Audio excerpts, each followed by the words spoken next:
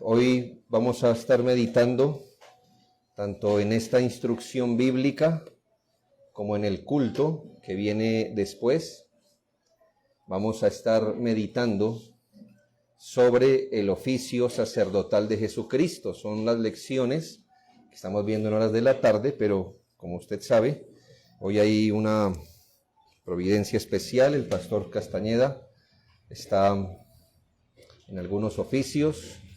Hemos querido programar hoy el día de tal forma pues que yo esté en el púlpito y vamos a seguir pues adelantando nuestro tema de Cristología. Y le recuerdo que estamos hablando o ya entramos en el tema del oficio sacerdotal de Jesucristo y hoy vamos a mirar el tema de su satisfacción de la justicia divina. Esto es, que la obra de Jesucristo en la cruz se puede también llamar o denominar una obra de satisfacción de la justicia o a la justicia divina, como usted lo quiera ver, está bien dicho. Deseo hacer notar algo aquí muy importante, y es que la visión bíblica y por ende la visión reformada de la salvación es más profunda de la que el buscador superficial le pudiera parecer. Si yo preguntara esta mañana, principalmente, ¿por qué el hombre debe ser reconciliado con Dios? ¿Qué responderíamos? No es para que participe, sino simplemente para que usted, ¿qué diría si yo le pregunto? Principalmente, no únicamente, pero principalmente, arriba, en la cúspide, principalmente, ¿por qué el hombre debe ser reconciliado con Dios? ¿Es porque Dios, que es amor, debe hacer algo por la humanidad? ¿O tiene que ver la reconciliación con Dios y su santidad?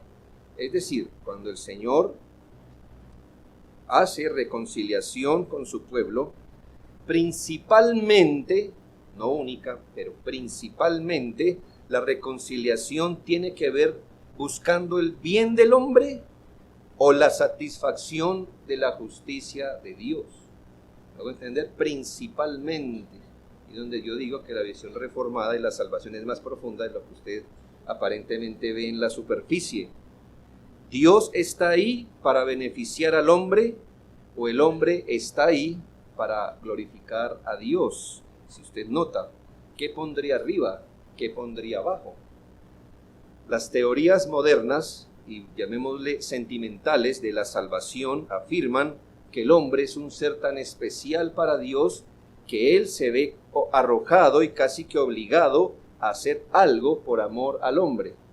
¿Sí? Quizás usted fue evangelizado bajo esa visión de la salvación y sin negar, hermano, no estamos negando que Dios haya obrado por amor al pecador, buscando reconciliar a los elegidos con Él.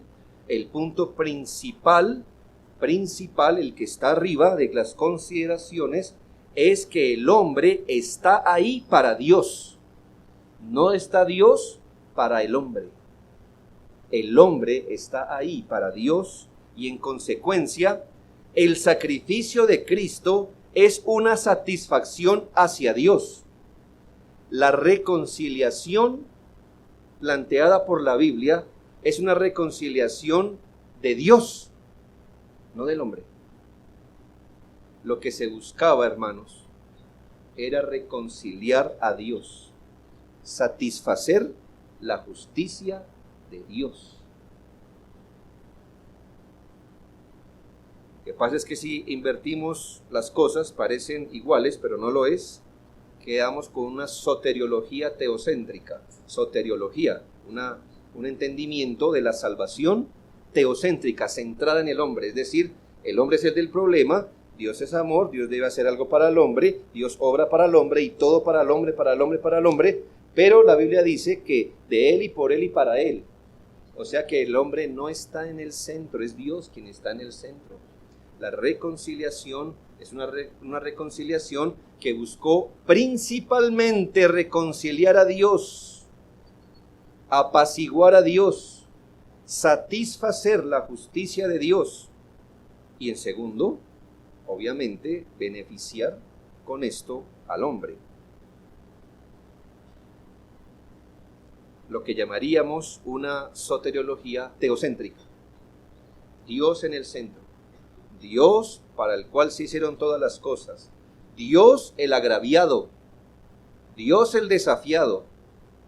Dios enviando a su Hijo para reconciliar y satisfacer la justicia de Dios, para que Dios quede satisfecho y pueda beneficiar a los elegidos, para que los elegidos ahora cuando vivan para Dios. ¿Entiende el punto, hermano? Es Dios el que está en el centro. Dios está en el centro de toda nuestra teología y no el hombre. Así que yo entiendo, hermanos, que sí, no está mal decir que Dios hizo eso por amor al hombre, pero principalmente lo hizo por su propia gloria, para su alabanza, para satisfacer sus atributos como la justicia de Dios. Habíamos visto, hermanos, cuáles son los dos aspectos del oficio sacerdotal de Cristo. Uno, la satisfacción de la justicia divina y segundo, la intercesión. Como verá, la satisfacción de la justicia divina, que es nuestro tema hoy, es central para entender el oficio sacerdotal de Cristo. ¿Qué se entiende por la obra de satisfacción de Cristo? ¿Qué entendemos cuando decimos la obra de satisfacción de Cristo? Se entiende todo lo que Él ha hecho para retribuir, reparar, desagraviar las demandas de la ley y la justicia de Dios que ha sido agraviada. ¿Qué entendemos por satisfacción? Todo lo que Cristo hizo a favor de retribuir la justicia de Dios, de reparar la justicia de Dios, de desagraviar las demandas de la ley y de la justicia de Dios. Hoy está de moda la palabra restitución. Restitución. Y no repetición, ¿verdad? Satisfacer lo que hizo Cristo fue precisamente reparar la justicia divina. El hombre desafió a Dios, desafió su justicia, agravió al Creador, agravió su justicia.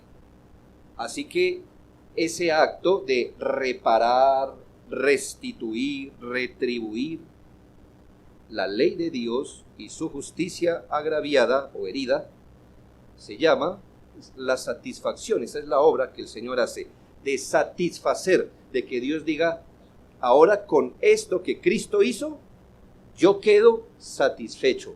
No hay nada que yo ya deba demandar. No hay nada que se demande. El concepto es muy amplio, y ya habíamos visto parte. El concepto de cómo Cristo satisfizo la justicia de Dios es doble. Lo hizo por su obediencia activa. ¿Recuerda el concepto de la obediencia activa de Cristo?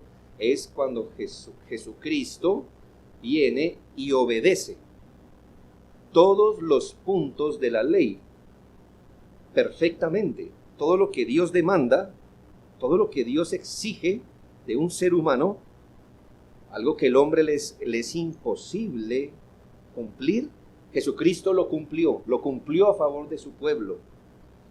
De esa forma Él satisface las demandas. ¿Qué hizo Adán? Desobedecer. Adán hirió la justicia de Dios, el hombre hiere la justicia y la ley de Dios, y entonces, ¿qué hace Jesucristo con su obediencia activa? Obra perfectamente, de tal forma que si Jesucristo dice, yo estoy aquí obedeciendo la ley por aquellos que no pueden obedecer la ley, Él la obedece perfectamente, de tal forma que cuando el Señor mira la obediencia de Cristo, dice, después de esto yo ya quedo satisfecho. Pero hermano, no era lo único. Hemos entendido que para satisfacer la justicia de Dios, también Jesucristo debería someterse a la penalidad, es decir, al castigo que merece aquel que ha transgredido la ley en todos sus puntos. En todos sus puntos. Y esta es la obra de satisfacción a la que vamos a hacer referencia esta mañana, no a su obediencia activa, por medio de la cual él cumplió la ley, los 10 mandamientos, la ley moral, la ley ceremonial, la ley civil, todas estas cosas. No, aquí vamos a hacer referencia a esa segunda parte que le llamamos la obediencia pasiva, cuando él va a la cruz a cumplir o a pagar la penalidad como si él hubiera roto todos y cada uno de los mandamientos del Señor. Así que el Señor se para delante de Dios con su obediencia activa y dice: estoy representando con mi obediencia lo que ellos no podían obedecer, pero también cuando se presentó delante de Dios dijo: yo voy a sufrir la muerte que ellos merecían por desobedecer todos y cada uno de los puntos de la ley. Y así Cristo satisface la justicia divina que había sido herida. Y para eso me ha parecido importante mirar en primera medida la obra de satisfacción de Cristo simbolizada y tipificada desde el Antiguo Testamento. Yo se lo digo a usted, hermano, esto no es un dato intelectual, académico, para que usted no haga nada con ese. Es mi gran esperanza y creo que es su gran deseo ir a la Biblia todos los días.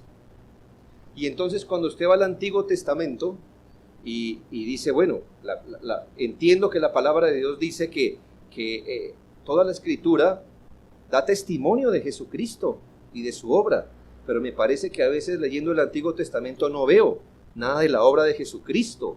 Bueno, quiero enseñarle algo y llamarle su atención para que note que esta obra de satisfacción de Cristo, si bien no había sido realizada en el Antiguo Testamento, porque Cristo vino luego en cumplimiento del tiempo, sí es cierto que esta obra de satisfacción de la justicia divina de Cristo estaba siendo simbolizada y tipificada desde el Antiguo Testamento con todos esos sacrificios que el Señor demandó que se le dieran.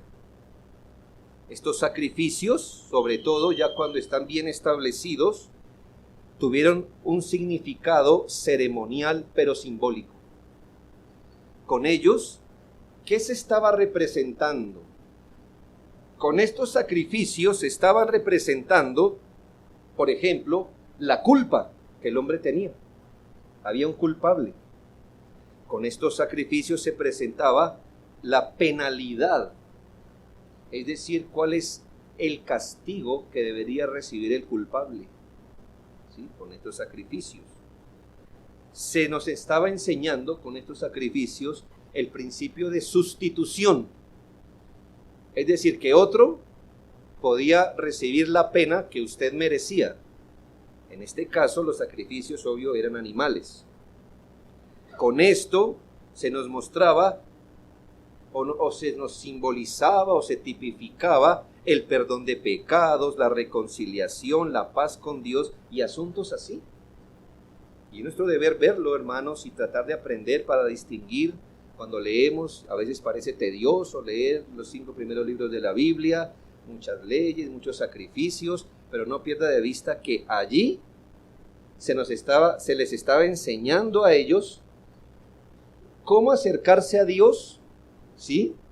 Pero se les estaba enseñando cómo sería en un futuro la obra de satisfacción de Cristo. Cumplían esos dos propósitos. Creo que uno de los errores fue quedarse corto y quedarse ofreciendo sacrificios, perdiendo de vista lo que eso significaba para un futuro. Pero de eso hablaremos después. Estos sacrificios del Antiguo Testamento tuvieron un significado espiritual. Estaban dispuestos a ir más allá de los actos rituales.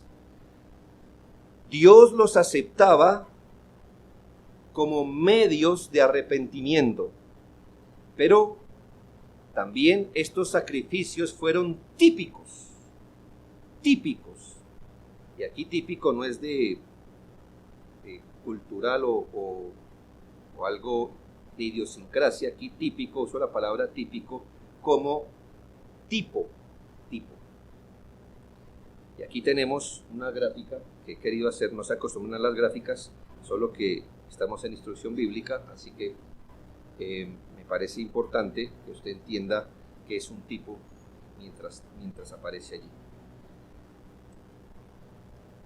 Tipo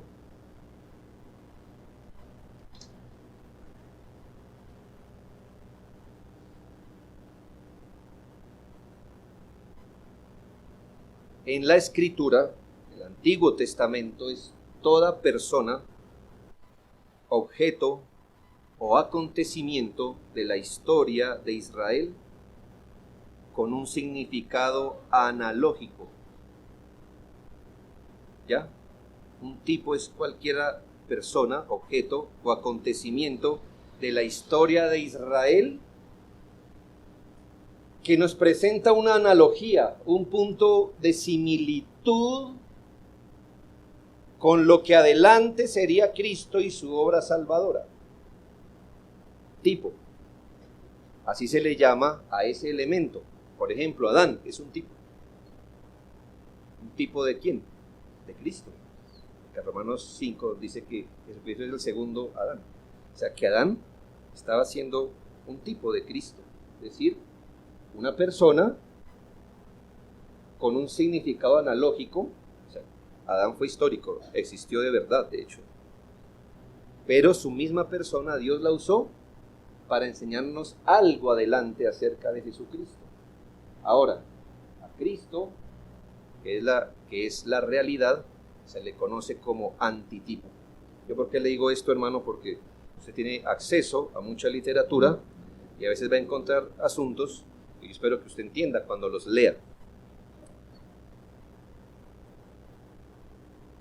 Estos sacrificios, le estoy diciendo, tenían carácter típico. Los sacrificios del Antiguo Testamento. Estos sacrificios tuvieron un significado profético y representaron el Evangelio en la ley. Cuando se estaba dando la ley, estos sacrificios nos mostraban el Evangelio. Fueron designados estos sacrificios para prefigurar los sufrimientos vicarios o en sustitución de Jesucristo y su muerte expiatoria. Entonces, cada vez que lea esas regulaciones del Antiguo Testamento, no diga, bueno, eso es lo que me toca llevar. No, tiene que pensar adelante. Tiene que decir, eso, ¿cómo me estaba enseñando algo de Jesucristo? ¿Qué aspecto de la obra expiatoria, qué aspecto de la obra de satisfacción, qué aspecto de la obra de reconciliación, de justificación, de sustitución me estaba enseñando este sacrificio en particular? Y aquí podemos hacer una pregunta y me parece muy importante que usted y yo, como bautistas y reformados, la sepamos responder. Tenemos ciertas diferencias serias en este aspecto con las corrientes dispensacionales en esto, que generalmente fue donde la mayoría de ustedes fueron evangelizados. Así que a veces la relación es muy fuerte y yo quisiera hacer claridad sobre esto. Le he afirmado que estos sacrificios eran la sombra, el tipo, el símbolo, que estaban destinados para hacer reconciliación entre Dios y el hombre. Era lo que había en ese momento. Dios lo instituyó como un medio de arrepentimiento, de reconciliación con Dios, pero les recuerdo que estos elementos eran tipos y símbolos. Entonces, yo le pregunto, ¿Dios aceptaba esas ofrendas y sacrificios para el perdón de pecados? No me responda, piense bien, no sea apresurado. El que es apresurado para hablar le es contado como fatuidad, dice Proverbios, ¿no? Así que póngale freno. Le dice, ya me lo sé desde que me evangelizaron. Piense esto. Mire el problema que le estoy planteando. Es decir, Dios realmente aceptaba ese animal, ese sacrificio, y en virtud de ese sacrificio Él perdonaba los pecados y reconciliaba al hombre con Dios, siendo que estos sacrificios eran típicos, eran simbólicos, cumplían, es decir, Dios decía, oh, ahora veo esta sangre de este becerro aquí rociado, veo esa sangre de ese becerro y mi justicia queda satisfecha, quedo tranquilo con el pecador, quedo reconciliado con el pecador. Traía la oveja, entonces se degollaba, allá había un espectáculo sangriento, cruento le llamamos hoy, y entonces Dios lo veía y decía, muy bien, ahora que esta sangre está derramada de este animal, de un animal, yo miro esa sangre y la acepto en sustitución del pecador, por eso este pecador no va a morir. ¿Qué respondería? Buena pregunta. Es muy importante que usted la reconozca en su mente. Hasta donde nosotros sabemos, estos elementos eran simbólicos, tipológicos, y escuche bien, en sí mismos, estos sacrificios no constituían la base del perdón de pecados y la reconciliación con Dios. Estos elementos, Dios los mandó, sí. ¿Eran necesarios? Sí. ¿Todo el que quisiera reconciliarse con Dios debería llevarlos? Sí. ¿Todo el que quisiera ser perdonado por Dios debería ofrecerlos? Sí. Pero estos elementos no eran la base, no constituyeron el fundamento por el que Dios perdonaba el pecado y reconciliaba a ese hombre con él. No. Fue de obligatorio cumplimiento, nadie podía pasarlos por alto. Dios los designó para que el hombre viniera y fuera reconciliado con él. Dios los designó para que hubiera satisfacción de la justicia divina a través de un sustituto, pero el fundamento por el que estos sacrificios eran aceptables para esos fines no eran los sacrificios en sí mismos. Su eficacia estaba siempre en virtud de Cristo, no en sí mismos. Entonces yo le cuento esta historia así. Es que piensa, hermano, estamos hablando de Dios. ¿Usted piensa, hermano, que Dios es satisfecho con el derramamiento de la sangre de un animal? O sea, ¿realmente usted piensa que Dios, viendo la sangre del animal, dice, ahora sí, mi justicia está satisfecha? Ay, mire cómo me gustan el rociamiento de los animales. Por eso es que yo ando reconciliado con este pecador. No, hermano. Ni que le exprimiéramos la sangre a todos los animales del mundo, la justicia de Dios quedaría satisfecha. ¿Qué es un animal? La eficacia de esos sacrificios, o el fundamento por el que estos sacrificios eran eficaces, no estaba en ellos mismos, estaba en algo mayor que la sangre de ellos. Era en virtud de Cristo. Era en virtud de Cristo. Próxima gráfica. Desde el punto de vista espiritual, tantas cosas eran una tipificación de lo que vendría adelante. Quiero que usted piense en este nivel de entendimiento.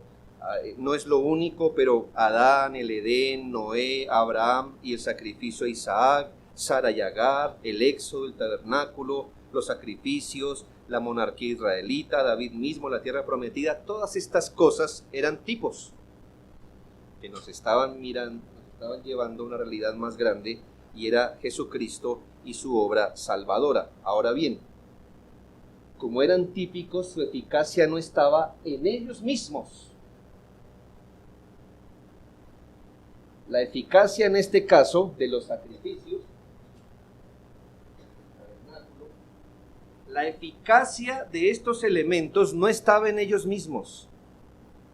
La eficacia de ellos estaba en la manera en que la virtud de Cristo fuera aplicada allí, fuera aplicada en esos sacrificios. Y uno dirá, bueno, pero si Cristo no había venido, ¿cómo era esto? Bueno, hermanos, el punto es que la eficacia de ese sacrificio estaba en virtud del Cristo que una vez vendría. Que una vez vendría. Estos sacrificios eran típicos de los sufrimientos y muerte de Cristo y obtenían perdón y aceptación únicamente cuando eran ofrecidos con arrepentimiento verdadero, con fe en el método divino de la salvación que les iba siendo revelados, por supuesto, con la esperanza del Salvador que vendría. Permítame explicarlo así con la última gráfica de esta mañana. Permítame explicarlo así. Aún cuando el precio de la redención no fue real e históricamente pagado por Cristo, hasta después que Él encarnó, obviamente, y murió, la virtud, la eficacia y los beneficios de su muerte fueron comunicados a los elegidos en todas las épocas desde el principio del mundo. ¿Cómo fueron comunicados estos beneficios? Hacia atrás, antes del sacrificio de Cristo, fueron comunicados a través de las promesas, tipos y sacrificios y por medio de ellos. Porque en estos tipos y analogías y símbolos estaba siendo revelado el evangelio en la época de la ley. Esa era la virtud, por eso. Entonces se lo pongo en este sentido. Cuando el Señor miraba la sangre rociada de ese animal, entonces, voy a hablar de Dios como si fuera humano, pero solo por motivos pedagógicos, hermano. Cuando Él miraba la sangre, decía, esto simboliza la sangre de mi Hijo, que un día se sacrificaría en la cruz, y en virtud de eso, el Señor le miraba y le perdonaba su pecado. Usted hubiera sido un habitante del Antiguo Testamento. Por eso no servía que usted simplemente fuera con la oveja, la sacrificara y se fuera diciendo, sacrificio dado, ya estoy perdonado. No. Usted debería llevar su ofrenda con un profundo sentido de arrepentimiento, de reconocimiento. Usted debería ser entendido en qué es lo que usted estaba haciendo cuando ponía sus manos sobre la cabeza de ese inocente animal y cuando su sangre estaba siendo derramada. De alguna manera su mente debería trascender, su alma debería acogerse a lo que hasta el momento usted entendía de lo que era la salvación y decía, entiendo que no es este sacrificio, sino es por medio de este sacrificio. El Señor está pidiendo mi corazón, mi arrepentimiento. Entiendo que solo por el derramamiento de sangre y perdón de pecados, pero la virtud de esto no está en estos animales, es una creación, es un animal imperfecto. ¿Cómo esto me podrá limpiar de pecado? Y acogerse a la misericordia de Dios a través de este sacrificio. Era cuando el Señor veía lo que estos sacrificios señalaban de Jesucristo, que Él quedaba satisfecho. Así como hacia atrás de la cruz había perdón y justificación por el Cristo que vendría, nosotros estamos en una condición un poco igual. Nosotros somos salvos por el sacrificio que ya fue. ¿Sí nota? Con los habitantes del Antiguo Testamento tenemos un parecido. ¿Cuál es? Que no estamos en el momento histórico cuando Cristo fue entregado en la cruz. Estamos separados por la distancia. ¿Ya? Ellos fueron salvos por el Cristo que habría de venir. y usted es salvo por el Cristo que ya vino. A ellos les tocaba mirar hacia adelante y a nosotros nos toca mirar hacia atrás. Él era salvo por la fe, mirando hacia adelante de lo que vendría, y usted es salvo y reconciliado mirando hacia atrás por el Cristo que ya vino. Solamente hubo una generación que pudo ver hacia adelante, hacia el frente, hacia arriba, digo. Ahí está Cristo, ahí está en la cruz. Pero el resto, todos tenemos que ser salvos, mirando hacia adelante o hacia atrás, por la fe, siempre, siempre, por la fe, y siempre ha sido en virtud de Cristo. Esto le da sentido al Nuevo Testamento, porque el Nuevo Testamento jamás va a mirar al Antiguo Testamento desligado de Cristo, jamás. Él va a decir, pero es que ahí estaba claro, no lo va a decir así, para humillarnos. Ahí estaba claro. ¿O qué piensa que era la sangre derramada de Abel? ¿Qué piensa que era la sangre derramada de Abel? A ver, ¿qué era? La sangre de Abel nos estaba diciendo otras cosas más profundas. ¿Sí? Que era Isaac. ¿Ya? Que era... Aún hay un pasaje interesante. ¿Ha leído los 2 becerros en el día de la expiación? Uno, se echaban suertes, y uno era para el sacrificio y otro era para Azazel. Uno, el del sacrificio, era sacrificado por el sumo sacerdote, y el otro, alguien debía tomarlo, llevarlo lo más lejos que pueda, creo que eran 3 días de camino, y por ahí en el desierto soltarlo. Usted diría, ¿y eso qué significa? Vea, básicamente significa esto, eso es más profundo, pero básicamente significa esto. El cordero que se quedaba, el de la suerte del sacrificio, ¿qué simbolizaba? Pues hermanos, ¿cómo era necesario que ese cordero fuera muerto para que hubiera reconciliación? Muy bien, está más claro, ¿verdad? Y el otro, el que se tomaba y se llevaba lejos, para que se perdiera en el desierto y muriera probablemente allá. ¿Qué significaba? Es una preciosa analogía del perdón de los pecados. Piense en esto. Este era cargado con los pecados y moría. El otro era cargado con los pecados y se iba. ¿Cuál era el impacto visual de todo israelita? Así es como el Señor hace con nuestros pecados. Mire cómo se los lleva. Y los olvida profundamente. Eso es profundamente bíblico, porque no me acordaré de vuestros pecados y vuestras iniquidades. Todo tiene que ver con Cristo y con esa obra de satisfacción.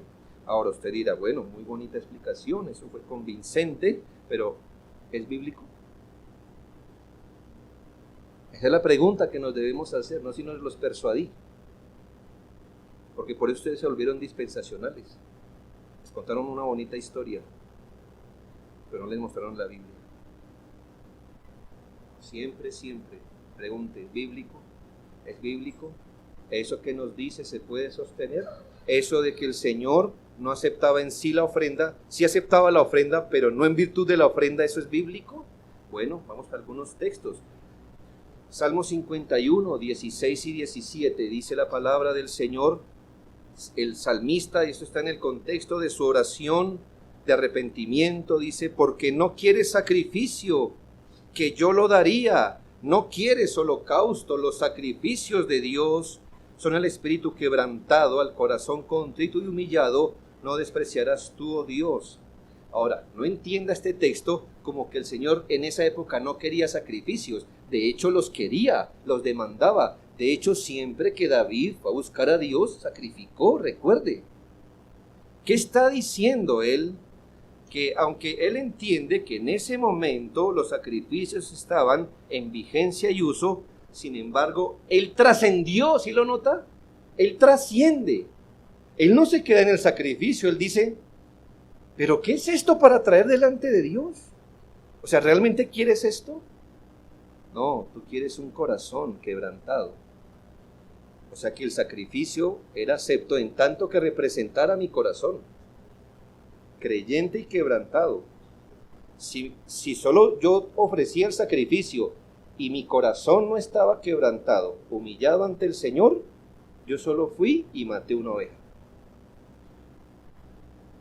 Por eso el salmista lo pone así. Estos sacrificios no eran del todo aceptables para Dios sin la fe en el Salvador y un humilde sentido del pecado. Así que no eran los sacrificios los que Dios deseaba, en los que se deleitaba. Dice que Él no desprecia un corazón quebrantado. Primera de Samuel 15:22 dice, Samuel esta vez, el sacerdote, a Saúl, y Samuel dijo, ¿se complace Jehová tanto en los holocaustos y víctimas como en que se obedezca a las palabras de Jehová? Ciertamente el obedecer es mejor que los sacrificios y prestar atención que la grosura de los carneros. Es muy importante esto porque estas palabras estaban teniendo adelante un sacrificio que Dios demandó. Y por presentarlo mal, es que estaba siendo regañado Saúl. Así que esto no es que Dios no quería el sacrificio, pero el que daba el sacrificio debe ir más allá del sacrificio. Debería ir a lo que simbolizaba, lo que significaba. De nada servía un sacrificio sin el corazón y sin la fe adecuada. Pero vamos al Nuevo Testamento y note cómo habla con más claridad Hebreos 9:9, lo cual es símbolo, hablando de estos sacrificios, lo cual es símbolo para el tiempo presente, según el cual se presentan ofrendas y sacrificios que no pueden hacer perfecto en cuanto a la conciencia al que practica este culto. Un momento, qué interesante, ¿no le parece? En la pedagogía divina, estos sacrificios eran eficaces en virtud de Cristo, pero Dios en la pedagogía divina del Antiguo Testamento jamás quiso que esos sacrificios fueran perfectos. Él mismo lo estableció así, ¿sí? Él mismo lo estableció así, que los sacrificios no fueran perfectos, que todo estuviera rodeado de imperfección, para comunicar que su aceptación no estaba en esos sacrificios imperfectos, ni en la ofrenda, ni en el que la ofrece, que también es imperfecto y pecador. Estos sacrificios son como una maqueta. Hermanos, una maqueta puede ser hermosa y bonita, pero no le puede dar a usted abrigo de la intemperie.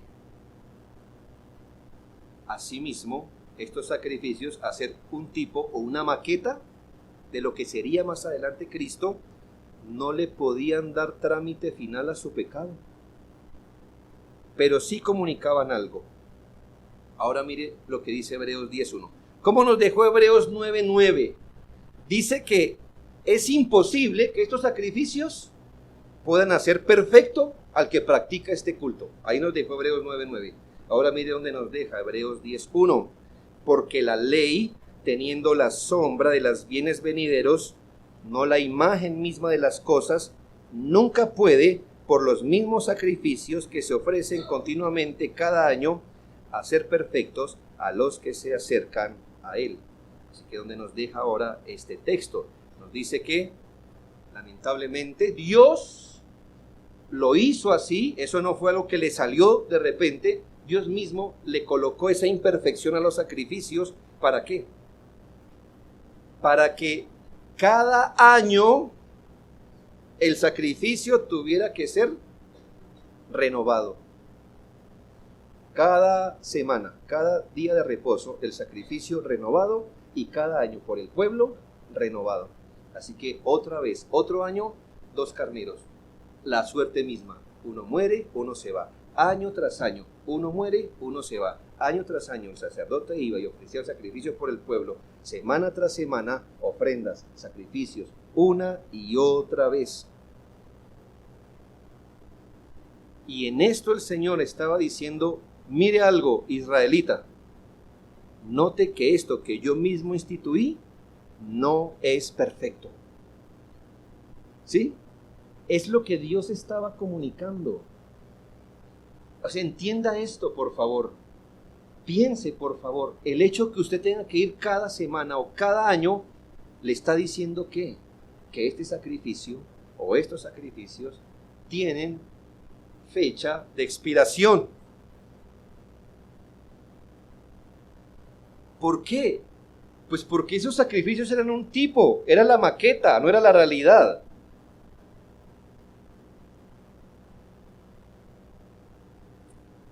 El Salmo 40, 6 al 8, hablando proféticamente del Mesías, dice, sacrificio y ofrenda no te agrada. Has abierto mis oídos, holocausto y expiación no has demandado. No entienda esto como que Dios no lo había demandado. Él lo había demandado, pero note el lenguaje que va a usar el salmista. No has demandado. Entonces dije, he aquí, vengo. En el rollo está escrito de mí, el hacer tu voluntad, Dios mío, me ha agradado, y tu ley está en medio de mi corazón. Y en este Salmo 40 se nos da una visión como unos binoculares muy poderosos que desde el Antiguo Testamento nos dejan ver unas realidades del Nuevo. Y aquí es el Mesías que proféticamente está hablando. Jesucristo hablando en el Salmo, diciendo, Señor, sacrificio y ofrenda no quisiste, porque estas cosas perecen. Entonces me preparaste un cuerpo. Ahora con este cuerpo voy a hacer tu voluntad. Ahí nos deja el Salmo.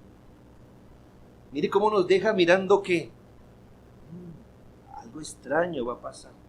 Algo va a pasar. Las sombras se desvanecen y llega la realidad en Hebreos 10, 8 al 10. Y aquí el apóstol en Hebreos 10 va a tomar este salmo. Qué bonito cuando los mismos apóstoles toman un salmo y nos lo explican. Y aquí Pablo va a tomar el Salmo 46 al 8 y lo va a tomar. Y dice, interpretándolo y aplicándolo a Cristo, diciendo primero, sacrificio y ofrenda, Hebreos 10, 8 al 10, diciendo, sacrificio y ofrenda y holocaustos y expiaciones por el pecado, no quisiste, ni te agradaron, las cuales cosas se ofrecen según la ley, y diciendo luego, he aquí vengo, oh Dios, para hacer tu voluntad, quítalo primero para establecer esto último. En esta voluntad somos santificados mediante la ofrenda del cuerpo de Jesucristo, hecha una vez para siempre.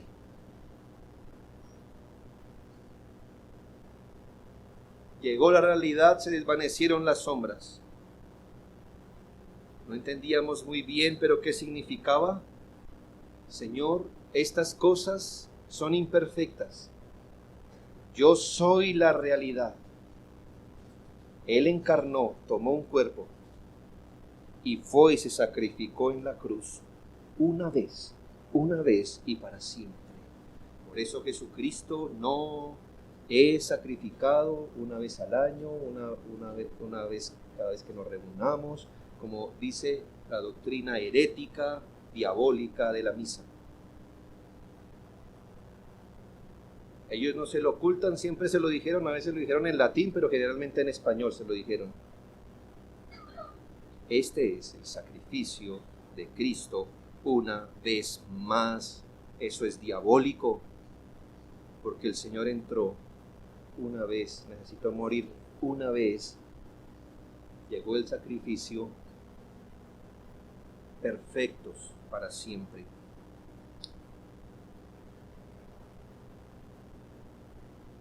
En el Antiguo Testamento la justicia era simbólicamente satisfecha, pero en Cristo es completamente satisfecha. Venido Cristo, lo que no podían hacer los símbolos o tipos, Él lo hace una vez y para siempre. Varios pasajes enseñarían que Cristo cumplió por los pecadores en un sentido más alto de lo que se dice de los sacrificios del Antiguo Testamento. El Nuevo Testamento nos va a enseñar que el Señor hizo por los pecadores algo más grande y completo que lo que hicieron las ofrendas del Antiguo. Por ejemplo, primera de Juan 1:29. El siguiente día vio Juan a Jesús que venía a él y dijo: he aquí el Cordero de Dios que quita el pecado del mundo. Primero, Cordero de Dios, y segundo, quita el pecado del mundo. No de los judíos, no de uno, no de 5, sino de gente de todo el mundo. Primera los Corintios 5:7. Limpiaos pues de la vieja levadura, para que seáis nueva masa, sin levadura como sois, porque nuestra Pascua, que es Cristo, ya fue sacrificada por nosotros. Pascua, ¿cuántas veces sacrificó la Pascua? Muchas veces. Pero aquí dice, nuestra Pascua, que es Cristo, ya fue sacrificado por nosotros. Segunda los Corintios 5:21, al que no conoció pecado, por nosotros lo hizo pecado. Esta es la transacción que se hacía con un cordero, para que nosotros fuésemos hechos justicia de Dios en él. Gálatas 3:13, Cristo nos redimió de la maldición de la ley, hecho por nosotros maldición, porque está escrito: maldito todo aquel que es colgado en un madero. Allí se sacrificó el Cordero Pascual. La transferencia de la culpa y la maldición a la ofrenda está aquí en este pasaje. Primera de Pedro 1:19, sino con la sangre preciosa de Cristo, como de un cordero sin mancha y sin contaminación.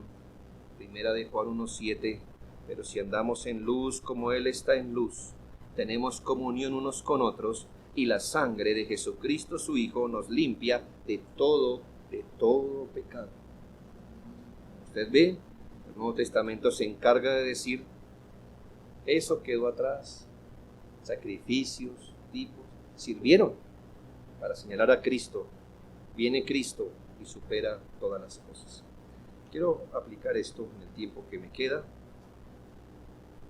Con esta explicación queremos corregir el concepto que se ha enseñado y popularizado en círculos cristianos, donde se enseña que para el Antiguo Testamento la salvación era más o menos por obras y a través de los sacrificios.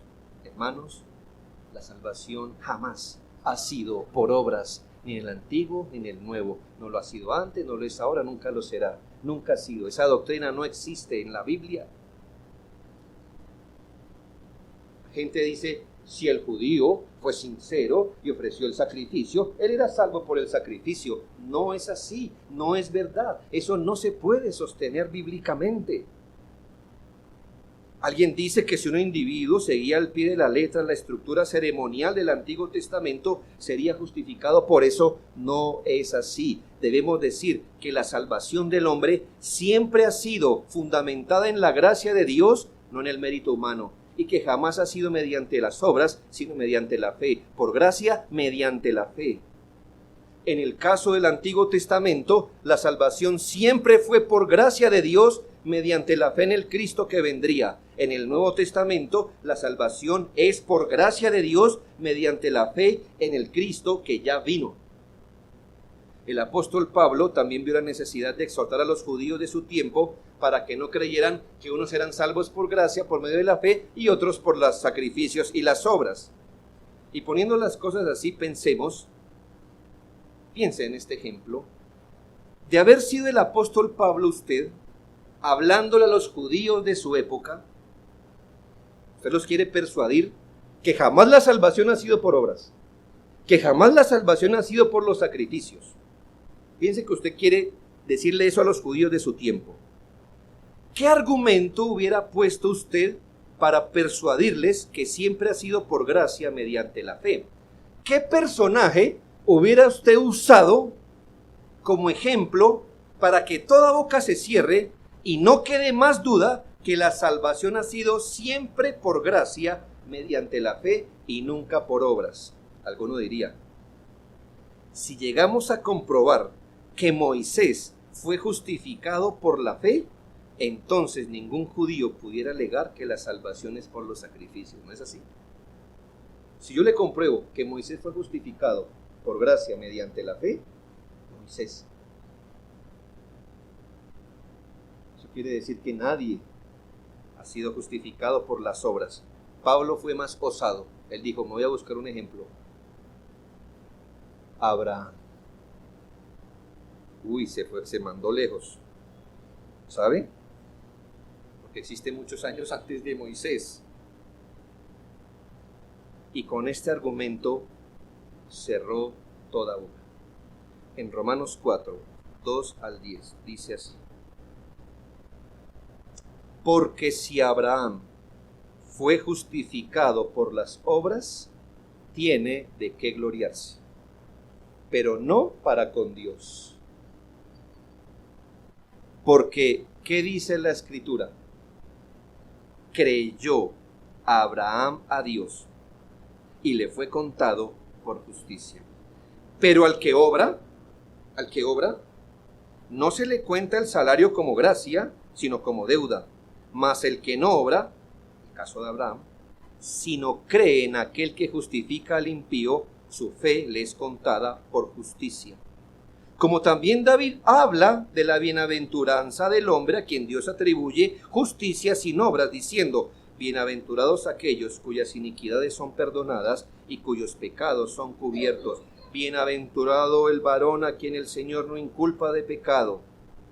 ¿Es pues esta bienaventuranza solamente para los de la circuncisión o también para los de la incircuncisión? Porque decimos que a Abraham le fue contada la fe por justicia. ¿Cómo le fue contada? ¿Cuando era circuncidado o cuando estaba incircunciso? Y dice el apóstol, recuerde que primero Abraham creyó a Dios y luego fue circuncidado. Entonces, su justicia no se debió a su circuncisión, no se debió a sus obras. Este hombre primero creyó y luego obedeció. Primero se cree, luego se obra.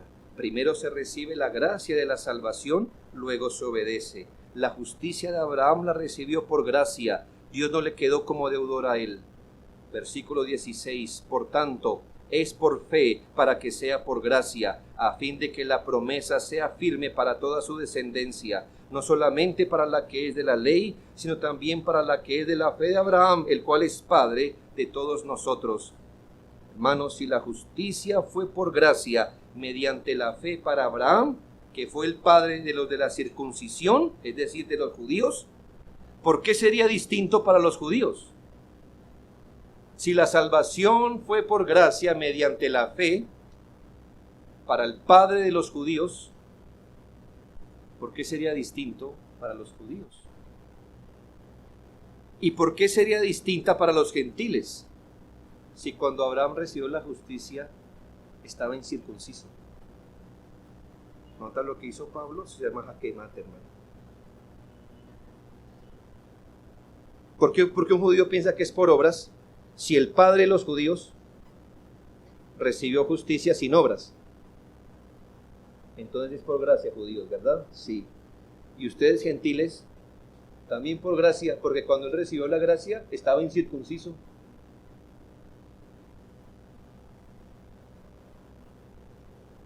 Dispensacionalismo es herético. Regocíjese en esta verdad, porque los versículos 23 y 25 dicen, y no solamente con respecto a Abraham se escribió que la fe le fue contada por justicia, sino con respecto a nosotros ha de ser contada nuestra fe por justicia. Esto es, a los que creemos en el que levantó de los muertos a Jesús, Señor nuestro, el cual fue entregado por nuestras transgresiones y resucitado para nuestra justificación. Hermanos, Abraham fue justificado como nosotros. La única diferencia fue que Él fue justificado por gracia mediante la fe en el Cristo que vendría, mientras que nosotros somos justificados por gracia mediante la fe en el Cristo que ya vino. Oremos.